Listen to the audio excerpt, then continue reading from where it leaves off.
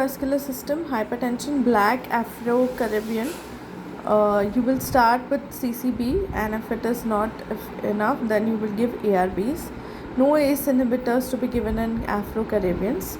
Stage 1 hypertension is when blood pressure is more than 140/90 and more than 130/80 in case of ambulatory. In this, in less than 80 years, there can be organ damage only, then you can treat. Stage 2, more than 160/100, more than 150/95.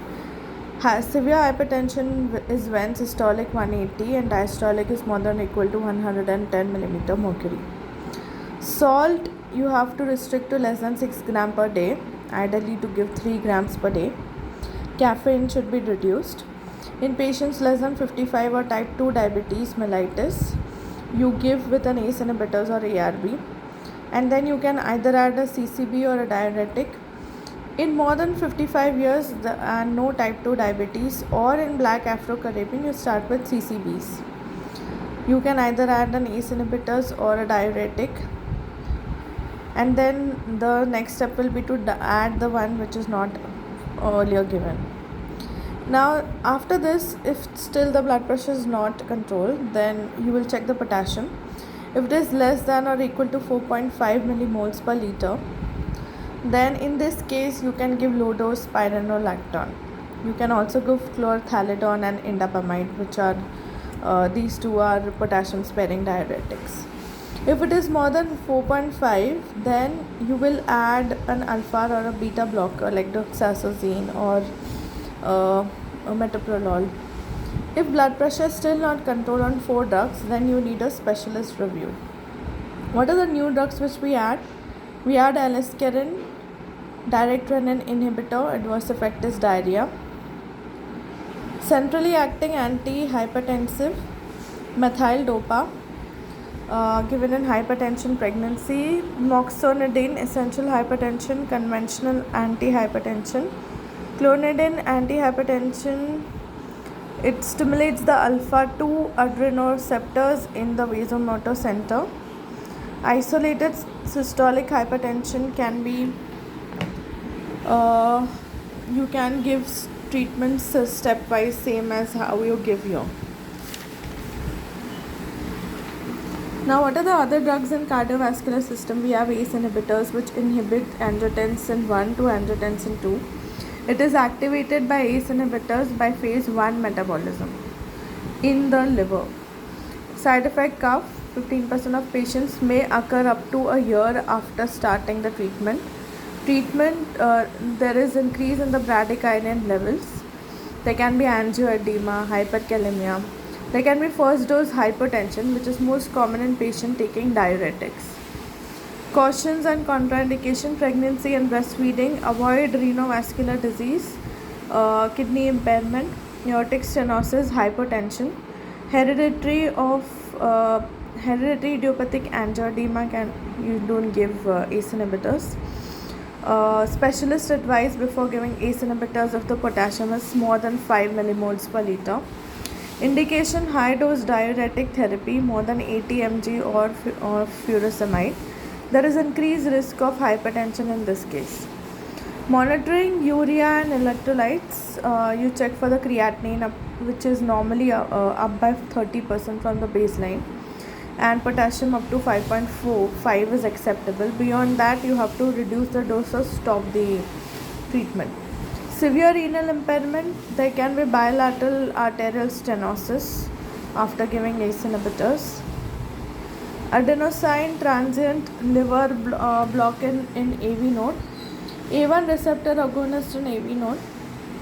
Okay. So what it does, it inhibits adenyl cyclase, decreases cyclic AMP. Hyperpolarization increases the outward potassium reflux.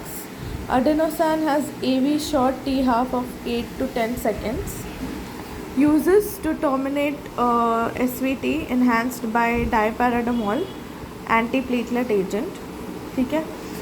What it does, it blocks the thiophylins, that is aminophylin. So diparadomol enhances the effect and aminophylin reduces the effect of adenosine. It is to be avoided in asthmatics because it causes bronchospasm. There will be transient flushing. It enhancement conduction down the accessory pathways, and it increases the ventricular rate. Now we come to adenosine diphosphate receptor blocker or inhibitor. So we have these clopidogrel, prasugrel, ticagrelor and ticlopidin. How is the mechanism? What do they do?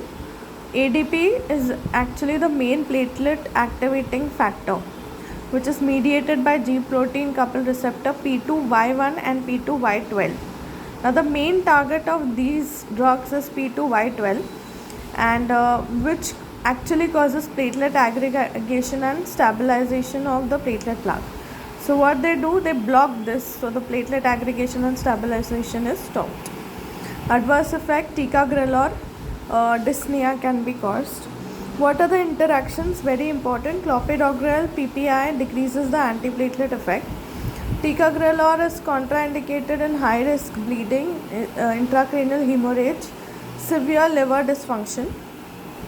Amiodarone, now this is a class 3 antiarrhythmic agent. The treatment for atrial, nodal and ventricular tachycardia. It blocks potassium channels, inhibits repolarization, prolongs action potential. It also blocks the sodium channels because of the class 1 effect. It has got a very long T half, 20-100 days, and therefore we need a loading dose of this. Central vein it can cause thrombophlebitis and small veins, so you need a central vein. Proarrhythmias increases the QT because all antiarrhythmic drugs are arrhythmic. P450 inhibitor, so it inhibits the metabolism of warfarin. Monitoring amiodarone, TFT, you do LFT, urine and electrolytes, chest X-ray, and then after 6 months you can do the thyroid function and the LFTs every 6 months. Important other adverse effect: thyroid dysfunction, it causes hypothyroidism or hyperthyroidism, corneal deposit, pulmonary fibrosis, pneumonitis, liver fibrosis, hepatitis, neuropathy, peripheral neuropathy and myopathy, photosensitivity, slate grey appearance. There can be thrombophlebitis and injection site rejection, bradycardia, long QT. Now we come to angiotensin 2 receptor blocker. What it does, it blocks angiotensin 2 at the A1 receptor. Side effect: hypertension, hyperkalemia. Losartan decreases the cardiovascular accident and increases the mortality in hypertension patient. Antiplatelet ACS, how we will give an ACS, PCI, TI and ischemic stroke and peripheral arterial disease. So ACS is the first line. Aspirin lifelong, ticagrelor 12 months. Second line, contraindicated, ACS is contraindicated. If it is, then you give clopidogrel lifelong. PCI, you give aspirin lifelong and prasugrel and ticagrelor for 12 months. Same with PCI. If aspirin is contraindicated, then you give clopidogrel. Now TIA, ischemic stroke and peripheral arterial disease. In all of these, you will give clopidogrel lifelong. And aspirin is lifelong and diparacetamol lifelong if this is contraindicated, same. Okay? Except in peripheral arterial disease, you don't need a dual platelets, this thing for second line.